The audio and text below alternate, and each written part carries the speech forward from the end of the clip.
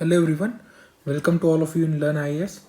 तो आज हम इथिक्स का नेक्स्ट क्वेश्चन डिस्कस करेंगे, लेकिन उससे पहले आपको पता है 2020 मेंस का एग्ज़ाम चालू है। तो अगर आपने उसका अगर क्वेश्चन पेपर देख लिया होगा, हमने टेलीग्राम चैनल पे डाला है, तो आपको पता चल गया होगा कि हर क्वेश्चन के नीचे दिया है इलिस्ट्रेट विथ एग्जाम्पल्स। आपको ऐसे बहुत सारे क्वेश्चंस में मिलेगा कि बहुत सारे क्वेश्चंस में मेंशन किया है कि इलिस्ट्रेट विथ एग्जाम्पल्स। मतलब यूपीएससी ट्रेंड बना रही कि हर क्वेश्चन हर कंसेप्ट की आप एग्जांपल्स दो, क्योंकि एग्जांपल से क्या होता है, वो ग्राउंड रियलिटी पर कितना एप्लीकेबल है वो कंसेप्ट वो पता चल जाता है। और जो गवर्नेंस है वो पूरा का पूरा actual practication of knowledge on the ground ही है। तो आप आगे चलकर जो भी कंसेप्ट जो भी चीज़ पढ़ोगे तो याद रखना, उससे जुड़े हुए एग्जाम्पल्स जरूर से देखना। तो आज का क्वेश्चन देखते हैं। There is a view that official secret act is an obstacle to right to information act. ऐसा व्यू है, ऐसा यूपीएससी ने कहा है कि ऑफिशियल सीक्रेट एक्ट ये ऑब्स्टेकल क्रिएट करता है राइट टू इन्फॉर्मेशन के लिए। ऐसा व्यू है, यूपीएससी ने ऐसा कहा है। आप इससे एग्री करते हो क्या? क्या ऐसा व्यू या आप इससे एग्री करते हो क्या? डिस्कस। आप एग्री भी कर सकते हो यस, आप एग्री भी कर सकते हो नहीं, और एक बैलेंस भी जजमेंट दे सकते हो। लेकिन as an UPSC aspirant you should emphasis that this is essential and this इसके प्रोविजंस है उसको थोड़े डाइल्यूट करने चाहिए। लेकिन ये दोनों भी इंपॉर्टेंट है, उतने इंपॉर्टेंट, इनके प्रोस्पेक्ट अलग है, इसलिए हम कंक्लूजन एक बैलेंस देंगे। देखते हैं कैसे लिखा जाता है इस क्वेश्चन को। इंट्रोडक्शन स्टार्ट करेंगे कि राइट टू इंफॉर्मेशन एक्ट 2005 है, ये पाथ ब्रेकिंग लेजिस्लेशन है, जिससे क्या हुआ, एरा ऑफ ट्रांसपेरेंसी आ गई इंडियन गवर्नेंस सिस्टम में। ठीक है। सिमिलरली आप ये भी बताओगे ऑफिशियल सीक्रेट एक्ट क्या है।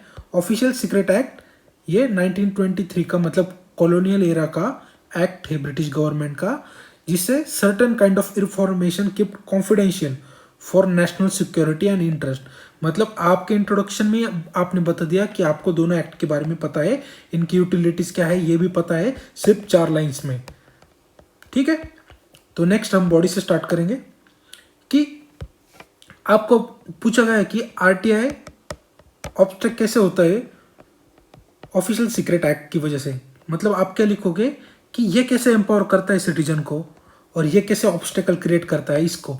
ठीक है, इतना ही सिंपल लिखना था। तो बॉडी में 2 पार्ट्स होंगे। आरटीआई कैसे सिटीजन को एम्पावर करता है। सबसे पहले आरटीआई क्या करता है, इंफॉर्मेशन को एक्सेसिबल करता है मासेस के लिए, जिससे मासेस को गवर्नेंस में होने वाली हर चीज का पता चल जाता है। नेक्स्ट आरटीआई कैसे एम्पावर करता है सिटीजन को कि अकाउंटेबिलिटी बढ़ा है गवर्नमेंट में फॉर देयर डिसीजन मैटर्स।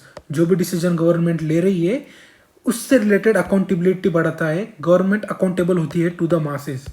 और आपको पता है अगर मासेस से अकाउंटेबल हो तो वही गवर्नमेंट चुन के आएगी, मतलब जो मासेस को खुश रखेगी। मतलब गवर्नमेंट की अकाउंटेबिलिटी है। अगर गवर्नमेंट पर प्रेशर है मासेस का किसी चीज़ को ना करने के लिए, तो गवर्नमेंट वो चीज़ नहीं करेंगी डिसीजन मैटर्स में। ऐसे भी आरटीआई गवर्नमेंट पर प्रेशर बनाती है। नेक्स्ट जो टूल है, RTI act as an tool to curb the corruption. Recent example जैसे आरटीआई ने बहुत बड़े बड़े स्कैम इंडिया में ऑलरेडी ओपन किए। RTI one of the successful legislation है। जैसे कि कॉमनवेल्थ गेम में जो स्कैम हुआ था वो भी आरटीआई की वजह से ही ओपन हुआ था। 2G स्कैम जो हुआ था सबसे बड़ा, वो भी आरटीआई के अंडर ही, और जो आदर्श सोसाइटी काम स्कैम था वो भी आरटीआई के अंडर ही ओपन हुआ था। ठीक है। नेक्स्ट जो है, RTI has become successful to increase the public trust in on the government. ये हर क्वेश्चन में कही गई बात कि पब्लिक का ट्रस्ट बढ़ता है। नेक्स्ट जो है कि इससे ना इफिशिएंसी भी बढ़ती है गवर्नमेंट एम्प्लॉयज़ की। वो अकाउंटेबल होते हैं कि जो रिक्वेस्ट आई है आरटीआई के लिए उसे फिलफिल किया जाए, विद इन द टाइम सारी इन्फॉर्मेशन प्रोवाइड की जाए, और कोई माल प्रैक्टिसेस ना हो गवर्नमेंट डिपार्टमेंट में। इससे उनकी इफिशिएंसी बढ़ती है, वो अच्छे से काम करते हैं। ठीक है। नेक्स्ट आरटीआई ने जो किया है वो फ्लैग बेरर बन चुका है। किसके अगेंस्ट? नेपोटिज्म के अगेंस्ट, इम्पार्शलिटी के अगेंस्ट इन गवर्नमेंट डिपार्टमेंट। क्योंकि ट्रांसपेरेंसी बढ़ गई है। अगर कोई बड़ा ऑफिसर अपने छोटे भाई भतीजे या किसी भी रिलेटिव को काम पे लगाता है, कोई पोस्ट निकली है, तो आरटीआई डालकर उसके बारे में खुलासा किया जा सकता है। तो इससे क्या हुआ है, नेपोटिज्म और इम्पार्शलिटी डिपार्टमेंट से जा चुकी है। लेकिन हाउएवर करेंटिंग सेंटेंस आप कैसे कनेक्ट करोगे? आपने ये सब चीज़ें दे दी, लेकिन हाउएवर ये जो ऑफिशियल सीक्रेट एक्ट है 1923 का, enacted by the British to curb down the enemy, ये कॉन्ट्रेटरी है प्रोविजंस ऑफ आरटीआई।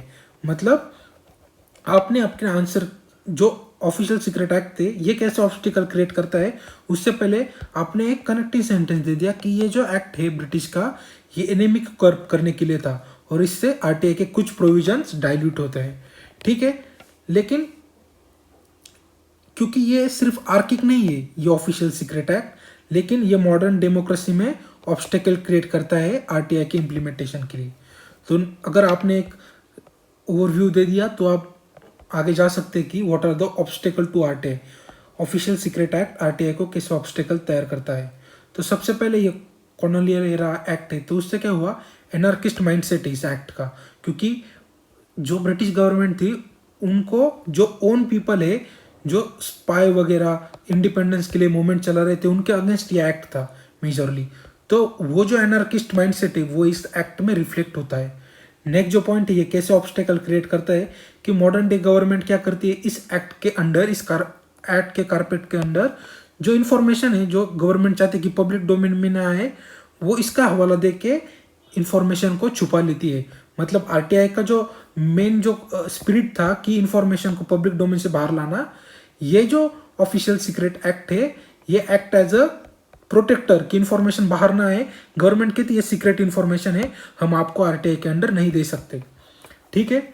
नेक्स्ट जो कंसर्न था कि ये ऑब्स्टेकल कैसे क्रिएट करते हैं, ये ड्रैकोनियन वेपन यूज होती है अगेंस्ट द जर्नलिस्ट। मतलब ऑफिशियल सीक्रेट एक्ट्स के अंदर आपको पता होगा कि अगर कोई भी सिटीजन सेंसिटिव इंफॉर्मेशन को दूसरे या फिर एनिमी कंट्री को ट्रांसफर करता है या फिर पब्लिक डोमेन में लाता है तो उसके अंडर क्रिमिनल चार्जेस फाइल होते हैं उस सिटीजन्स के अंडर।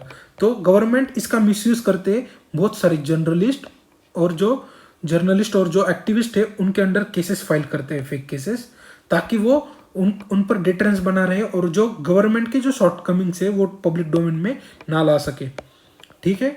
नेक्स्ट जो पॉइंट है कि अगर कोई सिटीजन है उसने आरटीआई डालकर स्पेशल इन्वेस्टिगेशन की, सिविल सोसाइटी एनजीओ है उन्होंने इस किसी स्कीम का जो स्कैम है या फिर कोई माल प्रैक्टिस है गवर्नमेंट में वो ओपन किए, तो official secret act as a silencer कि ये सब ना हो पाए under the name of secrecy, ठीक है। ऑल्सो इससे क्या होता है कि स्पाइंग ऑफ सिटीजन होती है। रिसेंटली क्या हुआ कि ये जो इसरो के साइंटिस्ट थे एस नारायण एग्जाम्पल दिया अच्छे से कि सिटीजन पे कैसे स्पाइंग करता है ऑफिशियल सीक्रेट एक्ट। रिसेंटली क्या हुआ कि ये रिसेंट का केस नहीं है लेकिन रिसेंटली न्यूज़ में था 2019 में, और इसी की वजह से ये क्वेश्चन पूछा गया।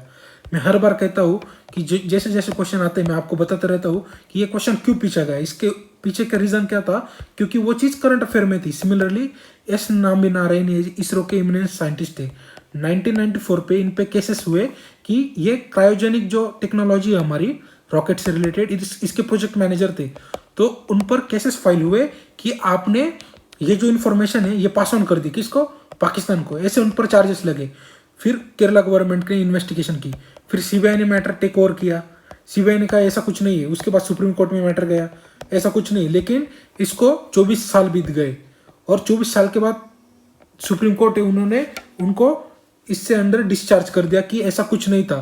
उसके बाद सुप्रीम कोर्ट ने यह भी कहा कि केरला गवर्नमेंट आप इनको 50 लाख रुपीस का कंपनसेशन दे दो, इनको जो प्रॉब्लम हुआ अभी तक उसके लिए।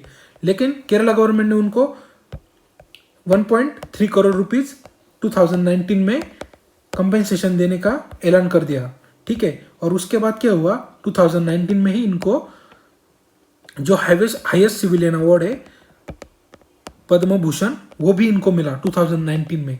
तो देखिए मतलब 24 सालों के बाद उनको एक्विट कर दिया क्योंकि वो ऑफिशियल सीक्रेट एक्ट के अंडर बुक थे, लेकिन ऐसा कुछ था ही नहीं, मतलब acting against the own citizen, ठीक है। तो ये भी एक बहुत ड्रैकोनियन ये इसके इफेक्ट्स है इस लॉ के।